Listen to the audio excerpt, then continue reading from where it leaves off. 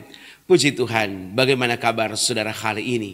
Kami berdoa saudara selalu dalam keadaan yang sehat dan diberkati oleh Tuhan. Amin. Puji Tuhan. Saudaraku, kali ini saya ingin menerangkan bagaimana manusia yang terikat dan manusia yang terbelenggu oleh belenggu-belenggu dan ikatan-ikatan kuasa kegelapan. Saudara, Alkitab berkata bahwa sungguhnya manusia atau dunia ini telah diliputi oleh kegelapan. Karena itu kehadiran Yesus membawa terang bagi dunia, dan Yesus mau kehadiran kita pun membawa terang bagi sesama kita.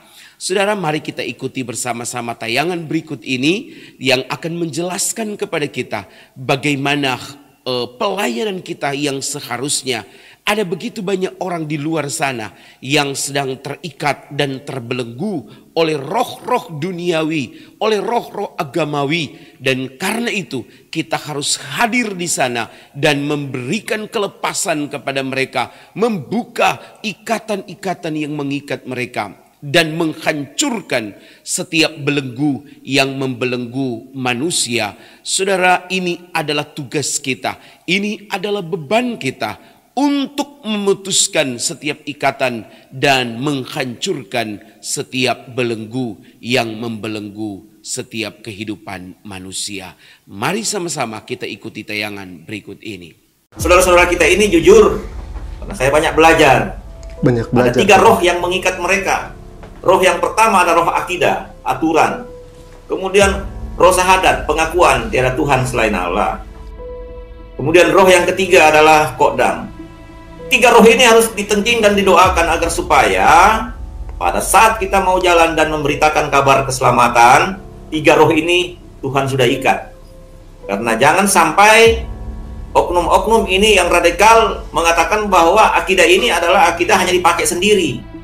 Kemudian syahadat ini, syahadat yang dipakai sendiri. Kemudian yang diaktifkan adalah kodam jin untuk santet-santet orang. Jadi banyak sekarang orang hanya membutuhkan mujizatnya Yesus. Tetapi ketika kita mau giring untuk dibaptis tidak mau, padahal ada ayatnya. Al-Baqarah 2 ya.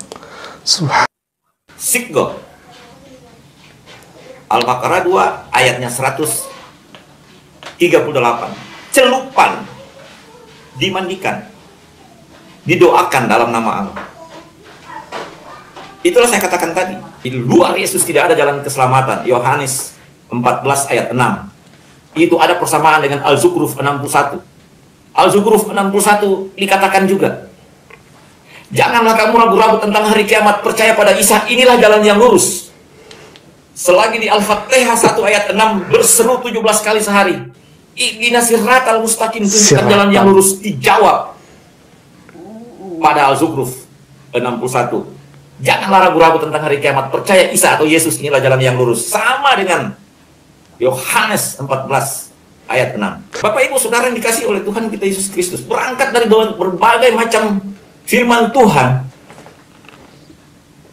seperti yang sudah saya katakan tadi, bahwa jadikan semua bangsa muridnya. Kalau kita mau menjadikan bangsa ini menjadi murid Isa atau Yesus, karena kenapa?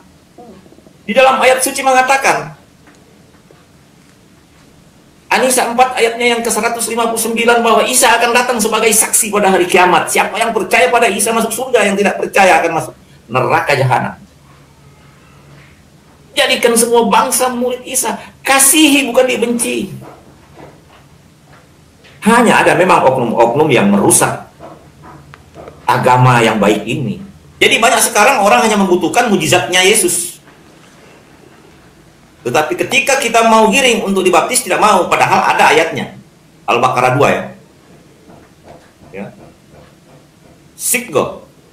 Seek God. Al-Baqarah 2 ayatnya 138. Celupan, dimandikan, didoakan dalam nama Allah. Itulah saya katakan tadi. Saya sudah ribuan membaptis karena dua kitab ini menyuruh, memerintahkan percaya dan dibaptis. Saudara-saudara kita ini jujur, saya banyak belajar. Ada 3 roh yang mengikat mereka. Roh yang pertama ada roh akidah, aturan. Kemudian roh syahadat, pengakuan tiada Tuhan selain Allah. Kemudian roh yang ketiga adalah kodam. 3 roh ini harus ditengking dan didoakan agar supaya pada saat kita mau jalan dan memberitakan kabar keselamatan, 3 roh ini Tuhan sudah ikat.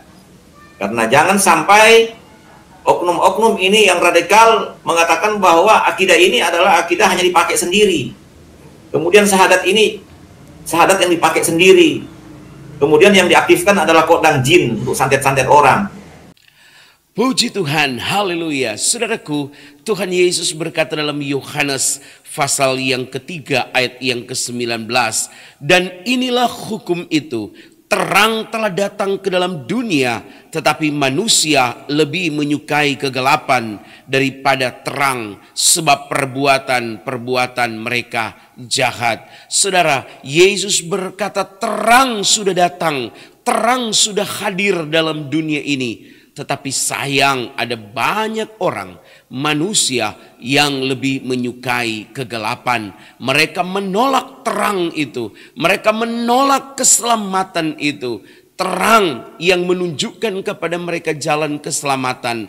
Terang yang menunjukkan kepada mereka jalan menuju ke sorga. Mereka tolak. Mereka tidak mau. Kenapa? Alasannya satu. Karena mereka menyukai perbuatan-perbuatan kejahatan.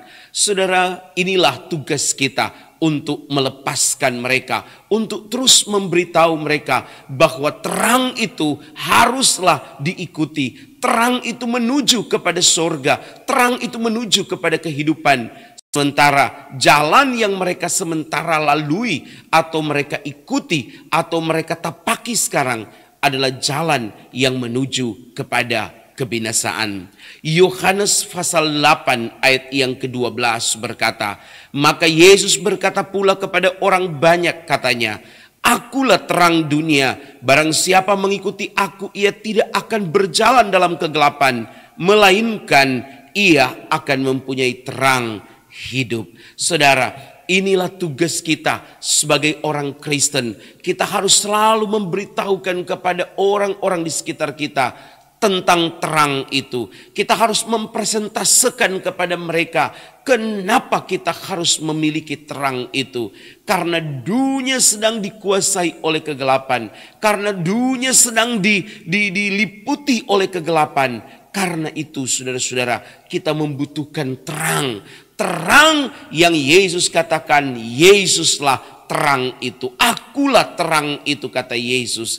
Karena itu setiap orang yang percaya kepadanya, maka orang itu memiliki terang. Setiap orang yang mengakui dia sebagai juru selamat, orang itu tidak berjalan dalam kegelapan.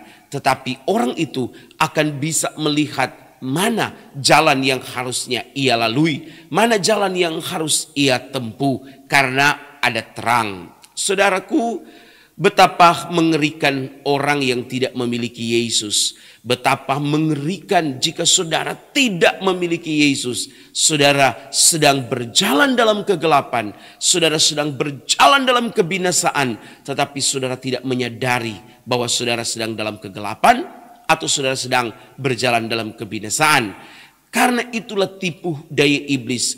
Iblis menduplikasi secara palsu, secara ilegal terang Allah itu, terang dari Yesus itu diduplikasi oleh dia, diambil dan dipromosikan kepada dunia. Tetapi terang itu adalah terang palsu. Sebenarnya terang itu kegelapan. Dan itu sebabnya di awal perkataan saya tadi, bahwa kita harus melepaskan mereka dari ikatan, dari belenggu, dari setiap penjara-penjara kegelapan yang diberikan oleh iblis, yang ditawarkan oleh iblis, yang diduplikasi oleh iblis, kepalsuan terang itu.